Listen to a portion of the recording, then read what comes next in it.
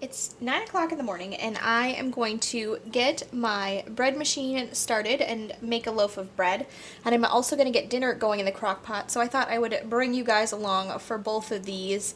So I'm going to prep 2 meals in a very, very short amount of time. So the first thing we're going to do is we're going to get a food.com recipe for bread machine bread. Calls for 1 cup of hot water, 2 teaspoons of yeast. I just keep it in a mason jar in the fridge because I buy it in bulk at Costco. So we're going to do 2 teaspoons of that.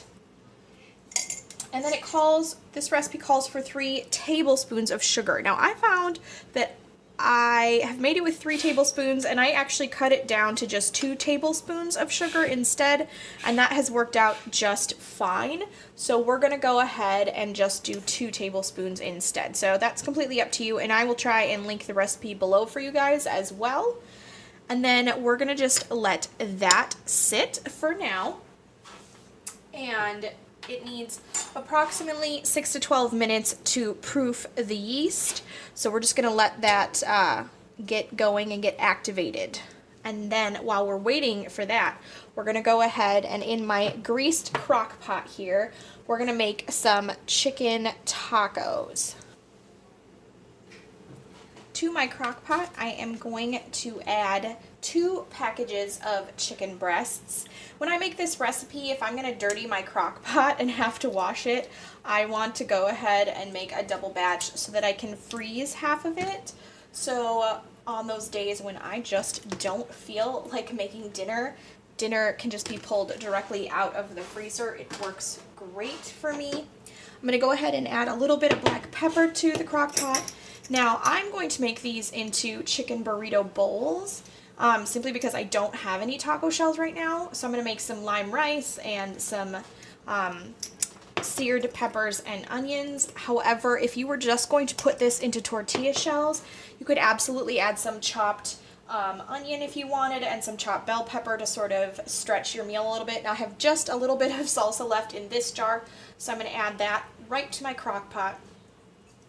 And then I broke into a new jar of salsa, so we're going to go ahead and add a little bit more of that. So I would say I'm using about the equivalent of 1 cup of salsa.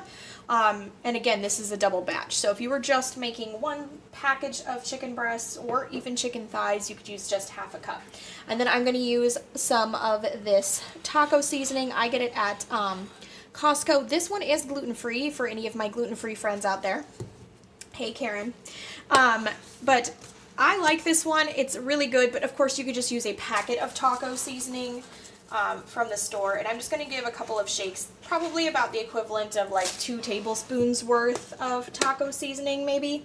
Again, I've got little kids, so they don't like anything too spicy, so I'm not going to go too heavy on the seasoning. If you're feeding older kids or grown-ups, you probably could get away with some more. So literally that's it. I'm going to put the lid on my crock pot and it's going to cook from now until about dinner time. So I'm going to set it for 8 hours on low on my crock pot, and that's ready to go. And then in just a minute, when my timer goes off, we're going to add the rest of the ingredients into my bread machine. Alright, so we have just given the yeast a chance to activate. I think I set the timer for about 7 minutes. It said anywhere from like 6 to 12. So in that time, I plugged in my crock pot, turned it on, measured out the rest of my ingredients, and was able to clean up. So it's so easy and quick to make that chicken recipe in the crock pot. Alright, so now to this, we're going to add 1/4 cup of vegetable oil. I like this recipe because it doesn't call for anything too crazy that you might not have on hand. And it also uses just regular flour as opposed to bread flour, which is nice because I know that can be hard to find right now. So we're going to do 3 cups. So 1, 2, and 3. What? Bubbles? I don't have any bubbles. I'm sorry.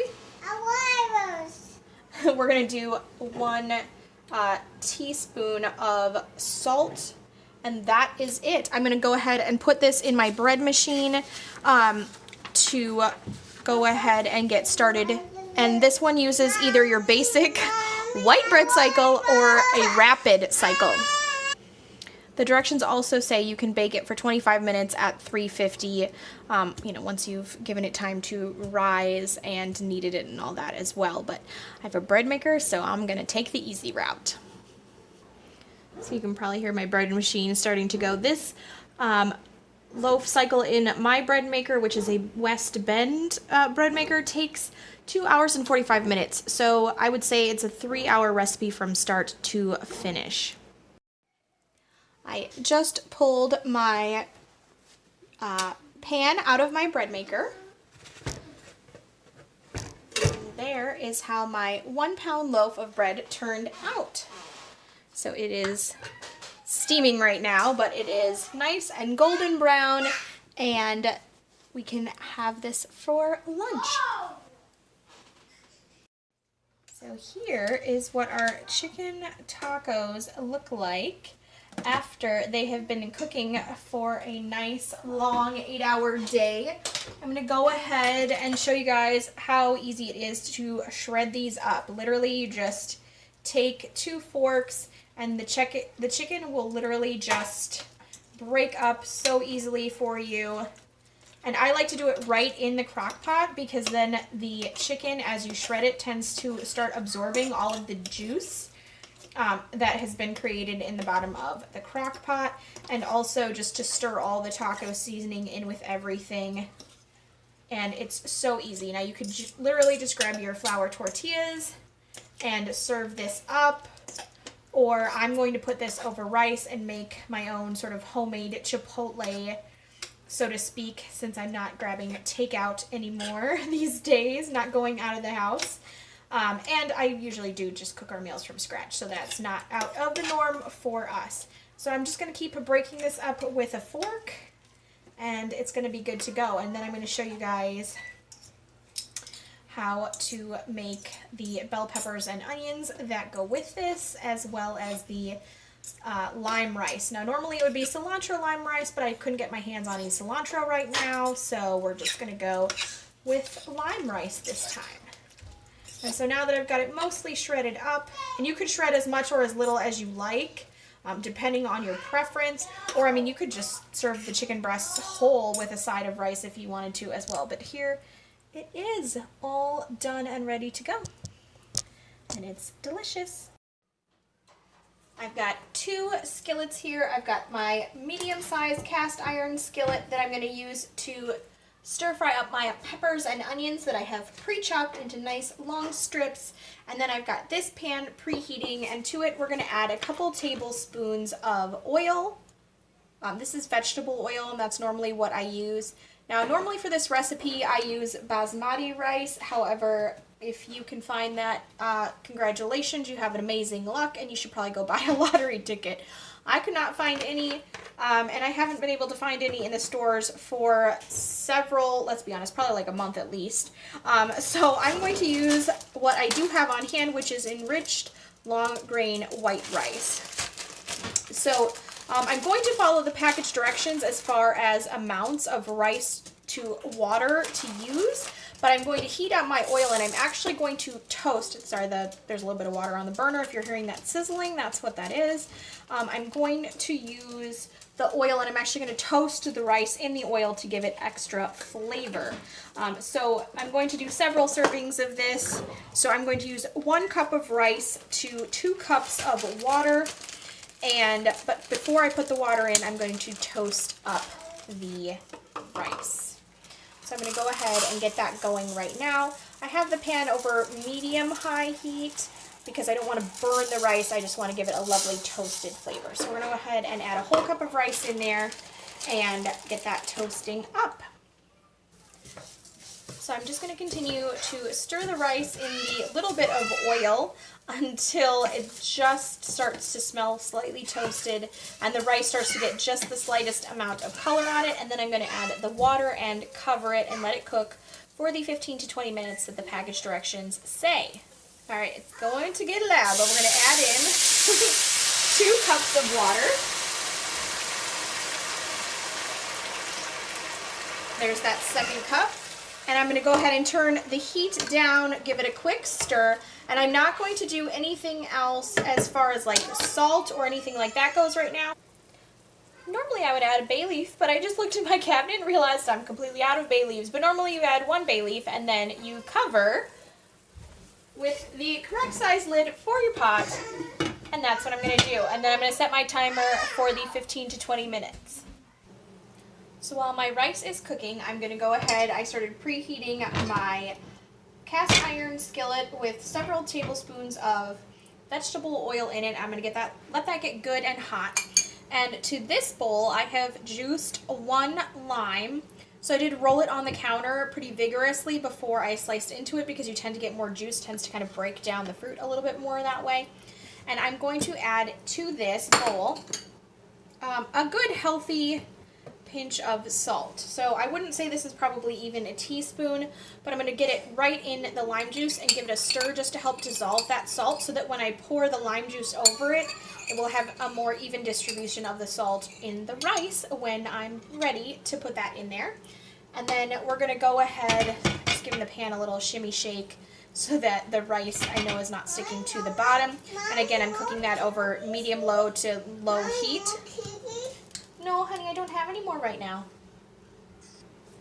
My cast iron skillet is good and hot, so I'm going to go ahead and pour my peppers and onions right in there. And as you can hear, it's getting a good sizzle on it, which is actually what you want.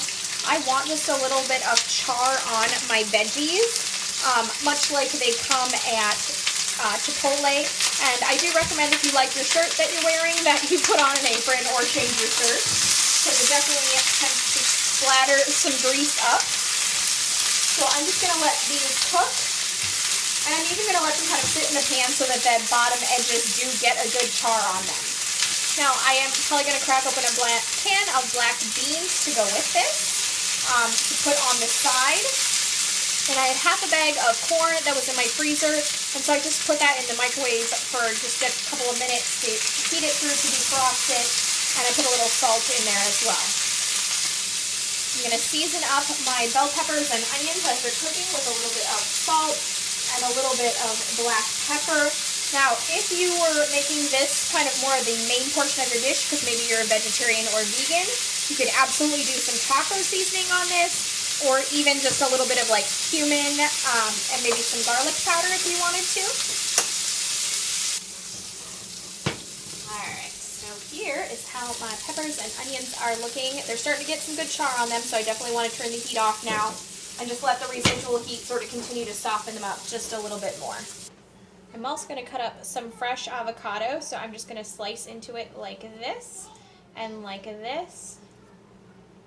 So I've just made some nice cubes, and then I can use my spoon to scoop out the delicious avocado. And it chunks it right up just like that. So if you like your guacamole or you just want fresh avocado, it's all ready to go. So I'm going to mash this up a little bit because my kids really like to have guac with their chips, so we're going to have chips and guac with dinner. I will probably just put my guac right on top of my burrito bowl. My rice is cooked through and it is absorbed all of the liquid, the water that we added when we first started cooking. So now we're going to go ahead and drizzle on the salted lime juice that we made. Making sure to get every last bit of that. And then we're just going to give this a quick toss to make sure that the lime juice is well mixed in. And if you had cilantro and you like cilantro, this is the time when you would chop up and add just a little bit of fresh cilantro to taste, depending on how much you do or do not like it. My husband is never sad when we don't have a fresh cilantro because he does not prefer it. However, I really like it. Alright, so now we're going to build a bowl.